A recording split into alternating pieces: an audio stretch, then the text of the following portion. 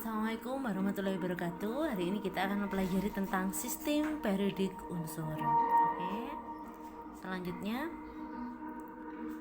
untuk lambang unsur dulu. Lambang unsur di sini apabila lambangnya adalah satu huruf menggunakan huruf besar, contohnya H hidrogen, O oksigen, N nitrogen.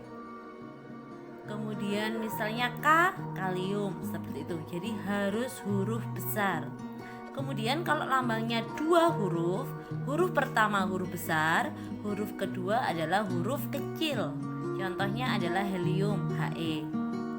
Kemudian Na natrium, Ni nikel, misalnya Ar argon, seperti itu. Kemudian nanti hari ini kita akan menentukan jumlah proton, neutron, dan elektron dari setiap unsur. Oke, jadi kita lambang unsur kita misalnya X, kemudian A adalah nomor massa, kemudian Z adalah nomor atom. Nomor atom ini adalah sama dengan jumlah proton. Diingat-ingat, nomor atom adalah jumlah proton. Sedangkan nomor massa A itu adalah jumlah proton dan neutron. Jadi nomor massa itu adalah inti atomnya, proton dan neutron. Sedangkan elektron untuk atom-atom yang normal, bukan ion, tidak ada plus, tidak ada minnya, elektron sama dengan proton. Jadi jumlah elektron sama dengan proton. Jadi misalnya natrium, nomor massanya 23, nomor atomnya 11, maka jumlah protonnya 11. Karena dia adalah bukan ion, maka elektron sama dengan proton 11 juga. Neutronnya berarti atas dikurangi bawah, berarti 23 kurangi 11. Nah, 12 ya kiranya. Oke. Kemudian untuk atom sendiri di sini nanti kita akan atom itu melintasi atau mengelilingi inti atom itu pada lintasan-lintasan tertentu. Jadi pada kulit-kulit elektron ternyata. Sesuai Bohr bahwa ternyata banyak sekali kulit elektronnya. Jadi untuk setiap kulit, misalnya kulit pertama itu kita namain kulit K, kulit kedua kita namain kulit L, kulit ketiga M, dan seterusnya. Untuk elektron maksimal itu rumusnya adalah 2n kuadrat. N misalnya kita masukkan kulit pertama, berarti 1 kuadrat 1 kali 2 2. Nah, berarti di kulit K itu maksimal hanya ada 2 elektron. Kemudian di kulit L kita masukkan, L adalah kulit kedua, 2 kuadrat 4 kali 2 8. Maka di kulit L maksimal 8 elektron. Jadi nanti hitungnya gitu. Nah, ini kan masukkan di kulit pertama 2, kulit kedua 8, kulit ketiga 18, kulit keempat 32, seperti itu.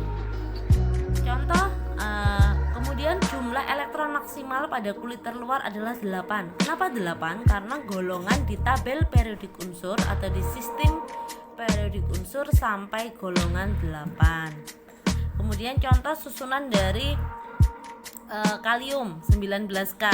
19K berarti 2 8 8 1, bukan 289 ya. Jadi gampang. Yang terakhir jadi 2881 19 itu. Yang terakhir angka 1 itu menunjukkan golongan. Jadi kalium ada di golongan 1A. Kemudian 2 itu kulit pertama, 8 kulit kedua, 8 lagi kulit ketiga, 1 kulit keempat. Kulit ini menentukan periode. Coba dicek di tabel periodik bahwa kalium itu golongan 1A periode keempat. Dicek, pasti benar. Jadi seperti itu ya. Kemudian ada subkulit sekarang. Subkulit itu adalah SPDF, ada SPDF. Jadi kalau S itu 0 P1 D2 F3. Masing-masing subkulit terdiri dari satu atau lebih orbital. Oke, kotak. 1. Kemudian P itu ada 3, D ada 5, F ada 7. Kemudian untuk setiap orbital itu dia akan terisi 2 elektron, yang berlawanan. Oke, K ini kan satu orbitalnya, seperti ini elektronnya 2. L itu orbital isokulitnya ini ya, LLP itu 3, isinya kulit periode. Satu kotaknya ada 1. Setiap kotak itu maksimal elektronnya ada 2.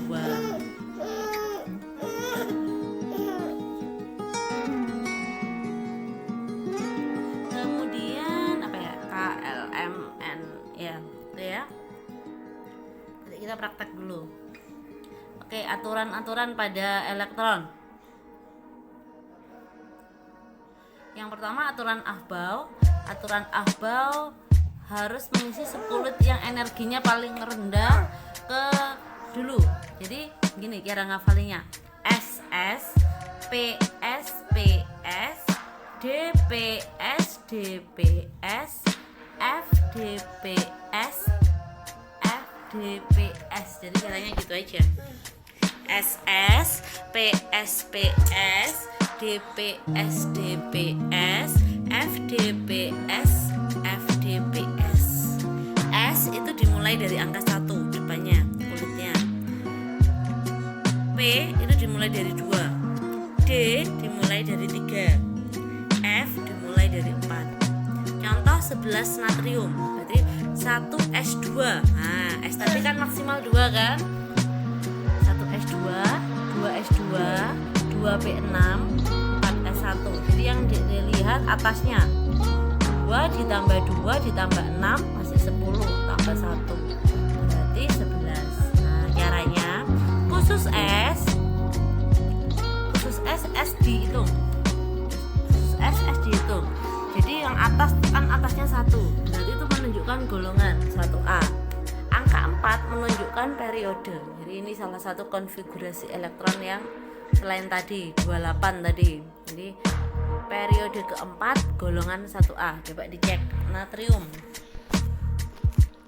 Oke, yang selanjutnya adalah aturan Hahn. Pada subkulit yang mempunyai satu orbital PDF, elektron harus mengisi semua orbital dengan arah yang sama terlebih dahulu. Oke, jadi ngisinya adalah atas dulu.